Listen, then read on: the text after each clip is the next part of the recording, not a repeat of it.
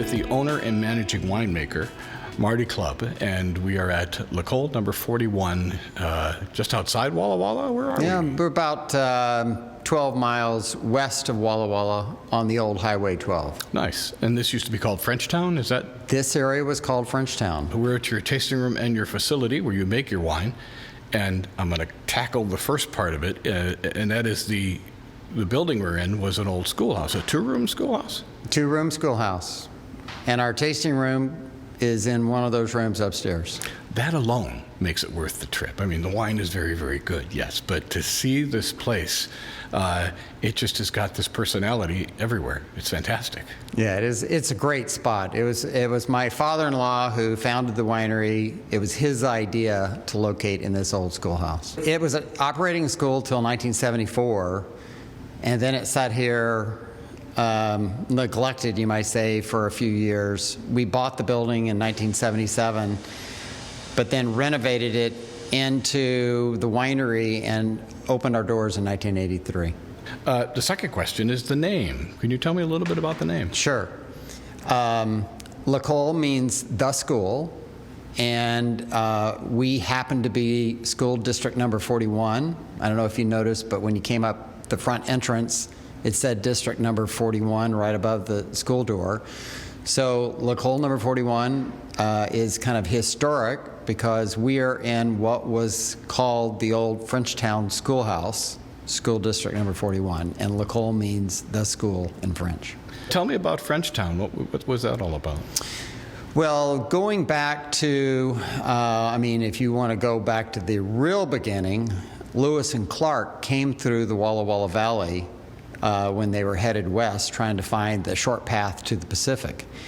And on the heels of that, the French-Canadian company, Hudson's Bay Company, began to send fur trappers into the Pacific Northwest.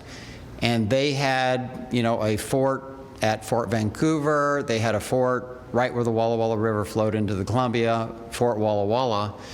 And those French Canadians, rather than go back to Canada, they began to settle the valley, marry in with the local Native American Indian tribe, which was the Walla Wallas, the tribe of the Walla Wallas, meaning the land of many waters, and farmsteaded along the river.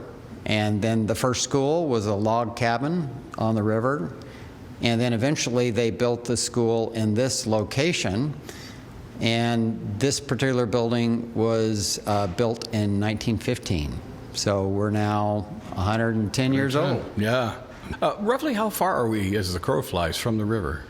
From the river, I would say about a quarter of a mile. If you didn't realize it, but the line of trees on the south side of the Highway 12 is trees lining the river. So we're really close to the Walla Walla River.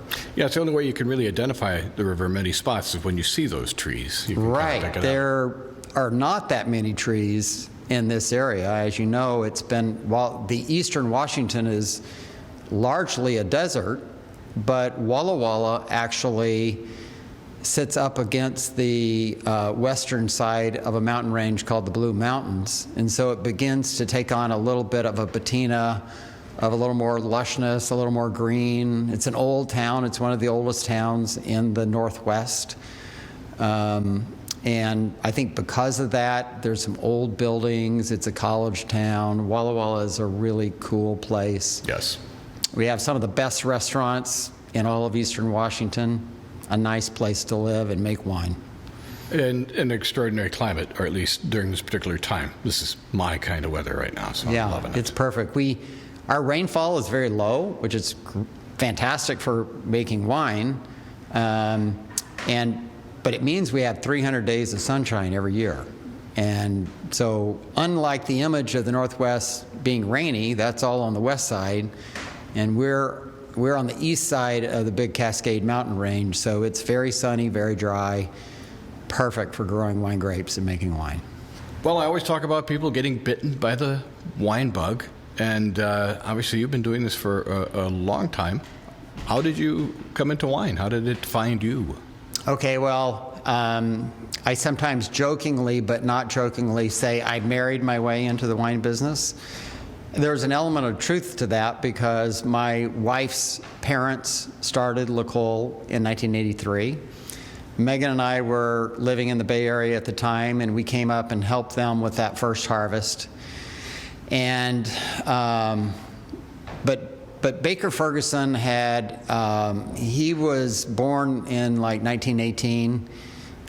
Prior to being in World War II, he lived in San Francisco, worked for Wells Fargo, fell in with the early pioneers of the Napa Valley, fell in love with wine, and he became a wine collector, buying, first growth and premier cru wines when they were, really expensive, like $5-6 a bottle.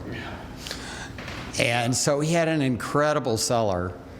And I really fell in love with wine when he first exposed me. My wife knew a lot about wine because she grew up, obviously, under his tutelage. But Megan and I were going to school in Boston. Baker came out to visit. He went to the Somerville Wine and Cheese Cask and bought Polini Montrachet and Gergich Cabernet and Pâté and Brie and various things. And my eyes really lit up with the quality of the wines that he was showing, and I just had not been exposed to that caliber of wines before. It makes a big difference. It makes a big difference. I was a chemical engineer by training, and I was working for Bechtel in San Francisco. Loved my job, but my wife and I were working in jobs that required a lot of travel, and we had 2 children. And as we watched this little infant winery, L'Ecole, begin to grow, it was a small mom and pop brand. They were selling the wines and making the wines themselves, selling the wines themselves. We were coming and visiting and helping them out. We got the wine bug. And given that we lived in San Francisco, we had Napa and Sonoma in our backyard. And so we slowly developed kind of an appetite for the industry.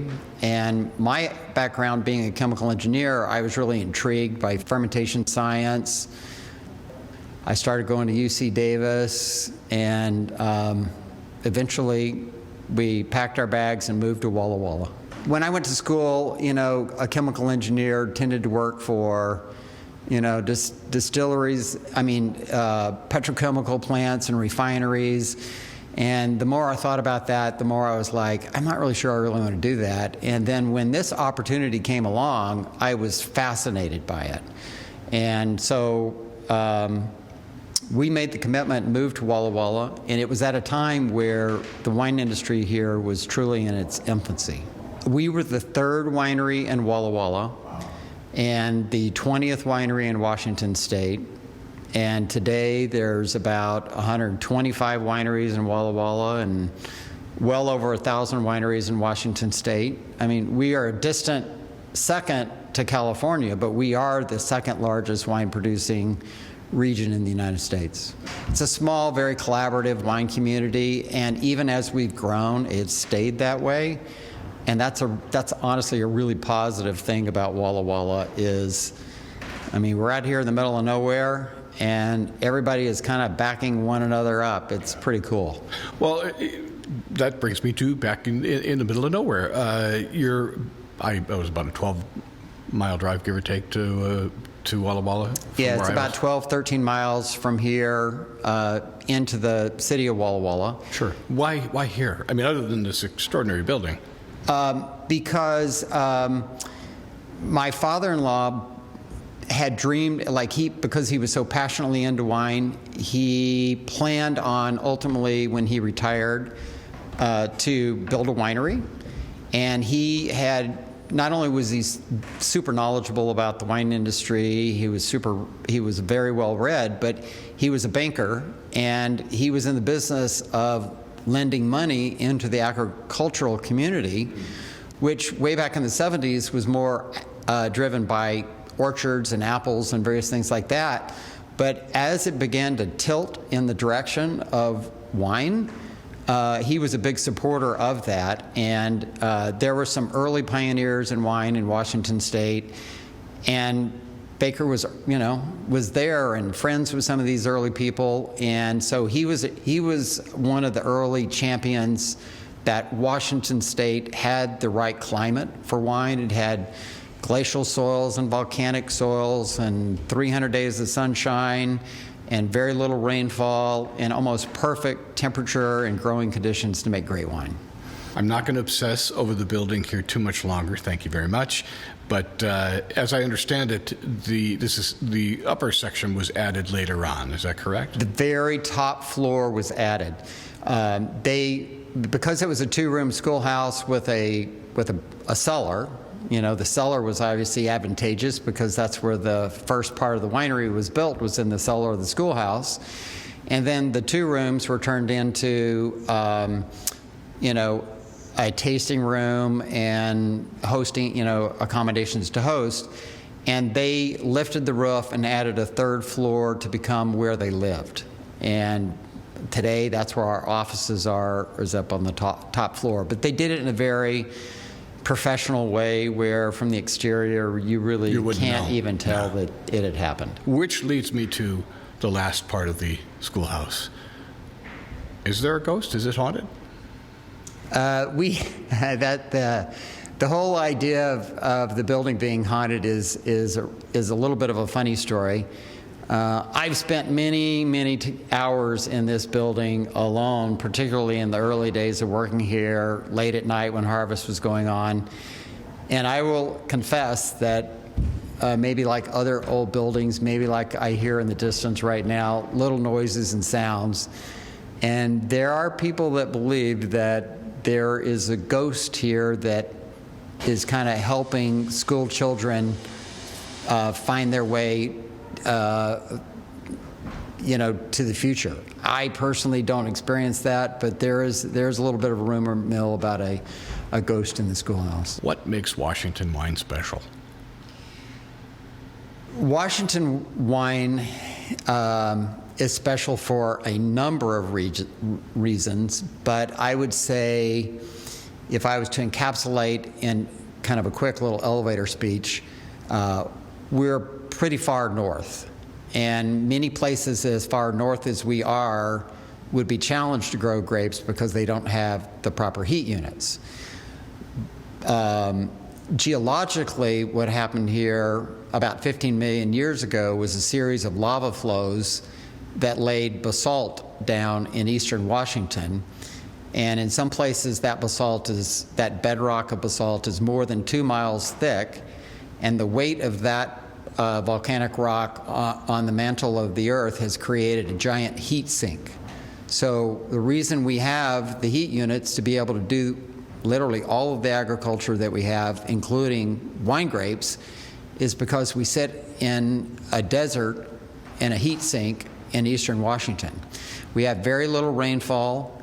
There were a series of glacial floods that happened at the time the Ice Age retreated, leaving these sandy, loamy, silty soils that were basically ground granite from the granite in the Rocky Mountains of Canada. So we have, and then finally the temperature. We have a larger life cycle, you might say, in the vine, a cold winter, cool spring. When we bud out, which would be about typically 2 weeks later than Napa, then we're in this game of catch-up. But because we're further north, there's a lot of the angle of our sun and the hours of sunlight being further north allow us to play this catch-up game. Because, vines photosynthesize, and sunshine drives photosynthesis, which drives plant ripening.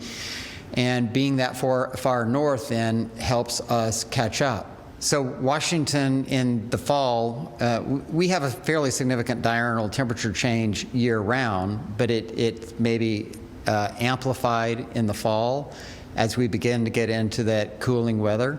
And so it can, the warmness in the day can be in the 70s, 75 degrees, but then dip all the way down to 35, 40 degrees at night. Fortunately for us, it doesn't seldom dip below into freezing weather until late October, even November, typically, although we've had a few fall harvests that get pretty close. And so it just means that our fruit matures slower.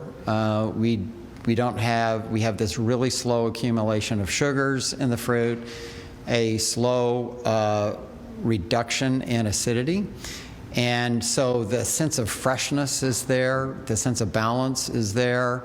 The longer hang time growing on, granitic-based soils and volcanic soils means the vines tend to take up a little bit more of that minerality and feed it into the fruit, and you get that character in the wines. And so they come across as being this nice balance between New World fruitfulness and yet Old World structure and ageability. To be able to come to the schoolhouse here, do you have to have an appointment? Can you kind of walk in with some books under your arm, say you're going to go to class? Sorry, I had to say that. We do take reservations because, like many wineries today, we do seated tastings where we have a range of wines that we present.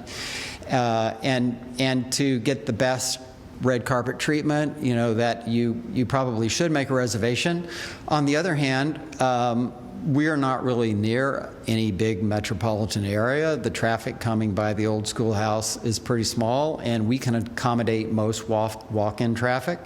And these days, with tourism off a little bit, we'd love to have everybody come walking in the door, whether they have a reservation or not. But I would advise them to make a reservation so we can hold the right table for you. And it's good for your staff to know who's coming. That makes, especially if it's a group. Exactly. For our listeners who'd like to learn about you online, what is your website? It's simple. It's www.lecole.com, LECOLE.com.